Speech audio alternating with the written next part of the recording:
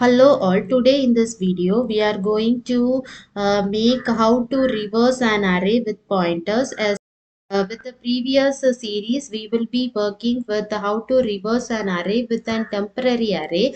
For that we can just make a quick overview of that. For that we will make a definition, and within the definition we will call the length of the array, and then we will make a temporary function, and then we will make a for loop, and within the for loop we will just make within the temporary array what should be made. That is, we will make n minus I minus 1, that is the length of the array. That is then the new elements to be inserted, and then minus 1, and then to copy those temporary array into an original array also we are making a loop. That is, the temporary array will be made into the original array. Then we are making the main function, and with that we are making to display the array before reversing and after reversing. After reversing it will take place of a loop. That within the loop, this array will work, this function, that is reversing, will work once all the elements within the array are reversed. So you may notice the output. So before reversing the output is 1 comma 2 comma 3 comma 4 comma 5, and after reversing the total thing is reversed. That is, first 5 comes, then 4 3 2 and 1.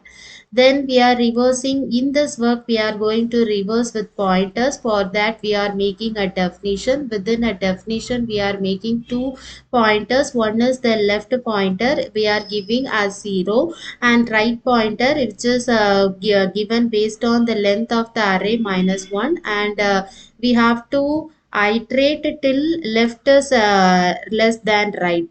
So for that we are making a while loop. So we are giving a condition like till left is less than right, and we have to swap the elements at left and right position. For that we are making an code like array left comma array right is equal to array right comma array left. Then we are incrementing the left pointer and decrementing the right pointer.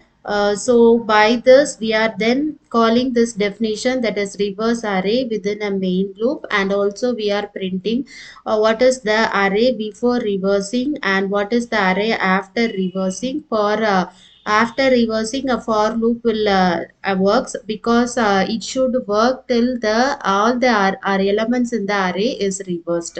So this is the output before reversing and after reversing. The only difference between previous one and this one is previously it used pointer temporary array, and here it is pointers, but the output will be same only.